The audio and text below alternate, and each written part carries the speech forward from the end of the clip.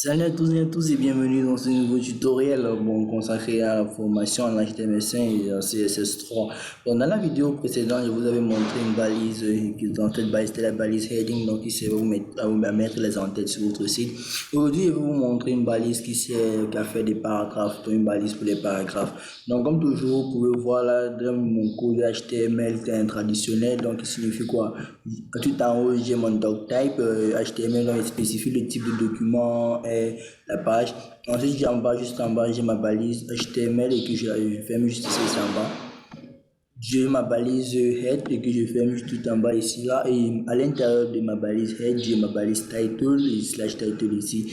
Et entre ces deux balises ici, vous pouvez voir mon texte dans le titre de ma page. Il y a la balise pour faire les paragraphes, donc c'est la balise sur laquelle je vais vous montrer aujourd'hui.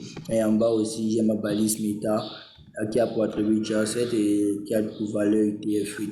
Donc, en ce qui concerne un peu cette balise sur meta, je vais vous expliquer. Donc, on aura un tuto spécial juste pour que je vous montre. Donc, au cours de la série des informations, cette formation, pardon, je vais vous montrer ça. On aura l'occasion de voir ça. Ne vous inquiétez pas trop. Mais vous allez toujours le voir en haut de toutes mes pages. Maintenant, comme je continue, là, j'ai ma balise body et ma balise slash body. Comme je vous l'ai dit, la balise que je vais vous montrer aujourd'hui, c'est une balise qui sert à faire les paragraphes, donc une balise pour les paragraphes. Je vais vous montrer cette balise un peu sur quelques trucs avec ça, donc quelques petits astuces à utiliser quand vous faites votre balise. Donc, tout d'abord, je vais vous montrer à quoi ressemble cette balise-là. C'est comme cette forme-ci, HP.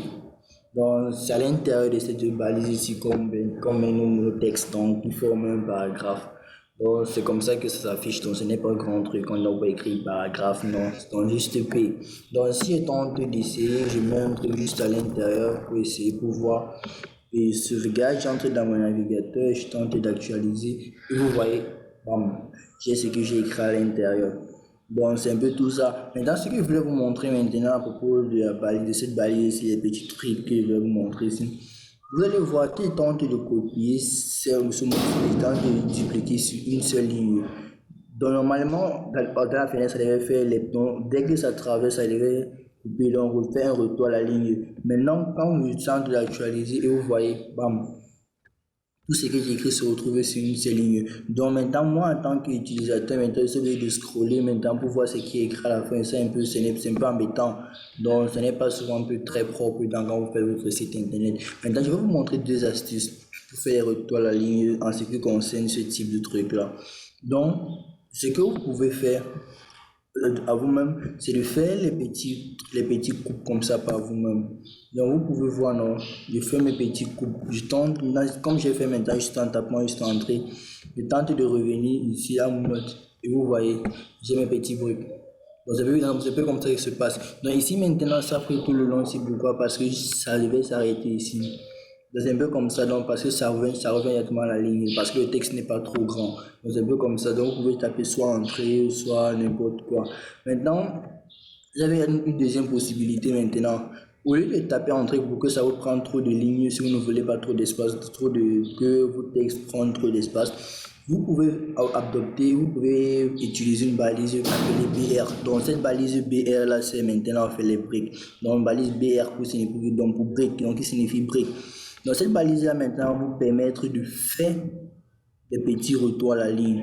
Donc si je tente de revenir à mon état initial ici là, vous allez voir si je reviens maintenant au niveau de mon navigateur, je tente d'actualiser tout ce truc-ci dans une seule ligne. Mais je vous maintenant si je tente maintenant de mettre ça, je mets BR ici, je tente encore de mettre BR ici, et je mets aussi BR ici. Si j'actualise, sauvegarde, pardon, je viens d'actualiser ici, et vous voyez, j'ai effectivement tous mes mots qui reviennent, qui sont à la ligne. Et si vous voyez bien dans mon code source, tout ça est écrit sur une seule ligne. Donc tout ça est écrit sur une seule ligne. Donc c'est un peu les petites astuces que je voulais vous montrer. Donc je vous conseille fortement d'utiliser la balise BR parce que moi c'est ce que j'utilise. Donc c'est plus mieux que je tape entrer à chaque fois. Ça c'est pas embêtant. Des fois ça ne prend même pas tout. Ça ne fait pas vraiment les retours à ligne que vous voulez. Pourtant BR, n'importe où là vous mettez votre BR, ça va faire un truc. Ça va faire un retour à ligne. Donc maintenant il y a différentes façons de mettre cette balise BR. Soit vous l'écrivez comme ça, soit vous mettez le truc, le slash CU juste là comme ça. Donc vous pouvez mettre soit sans espace, soit avec espace. Donc il y a d'autres personnes qui le mettent avec espace, d'autres personnes qui le mettent avec espace, et d'autres même qui mettent sans ça. Et moi je préfère toujours mettre comme ça. Donc c'est comme ça que moi je mets ma balise BF. Ouais, c'est un peu plus classe, c'est un peu truc comme ça. En fait c'est le goût quoi. Vous voyez un peu ce que je veux dire. Mais à votre niveau, je vais laisser comme ça sans mettre tout ça. Maintenant, une autre astuce que je voulais vous montrer en ce qui concerne cette balise paragraphe-ci. Maintenant, on va faire un petit truc. Vous allez voir que maintenant, si je tente vraiment d'indenter tous mes trucs-ci comme ça, ben, je fais toujours entrer à chaque fois, je fais entrer à chaque fois, entrer à chaque fois. Maintenant, si je fais entrer ici et que j'espace et que je continue à écrire comme ça, regardez un peu ce qui se passe. Vous voyez, non? Ça n'a pas respecté l'entrée que j'ai fait dans le petit espacement d'également de la ligne que j'ai fait. Donc, j'aimerais avoir une séparation de deux textes. Donc, prenons juste un petit exemple. Si je continue à écrire maintenant ici, là, je reviens tout ici, je continue à écrire, je continue à écrire, je continue à écrire, je continue à écrire. Et même comme ça, j'espace encore, il laisse encore un espacement ici. Regarde un peu ce qui se passe. Ça n'a pas respecté. Donc, ici, j'aimerais avoir un espace entre deux parts, mais ça, complètement tout couper les mots. Ce n'est pas ce que je voulais. Donc, le petit truc que je vous conseillerais de faire maintenant, c'est de faire quoi? C'est de venir à ce niveau. Rajouter, ici maintenant, qu'est-ce que vous allez faire? Vous allez fermer la balise P ici, là. Et juste avant le nouveau paragraphe, pardon, pour augmenter la balise P. Vous allez voir maintenant, si je tente de revenir temps d'actualiser maintenant, c'est que bon, ça prend en compte l'espacement de la ligne, qui signifie quoi?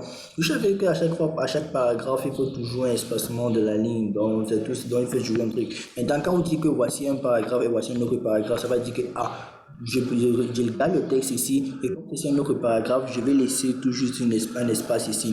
Donc c'est un peu comme ça que HTML comprend ce que vous dites, donc c'est ce que je vous conseille de faire. Donc chaque fois que vous voulez avoir, vous mettez le même texte, il est bien que les textes sont reliés, mais à chaque fois que vous voulez un petit espace juste là, comme ce que je l'ai fait là, donc vous n'avez qu'à taper ça. Donc c'est un peu comme ça que ça marche. Donc ce sont les petits trucs et astuces que je voulais vous montrer en ce qui concerne la balise P. Donc j'espère que cette balise va vous aider dans vos futurs projets dans le domaine de conception des sites web.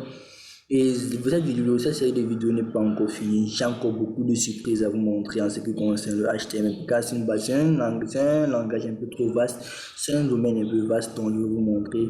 Donc, j'espère que vous avez aimé cette vidéo et que ça va vous aider.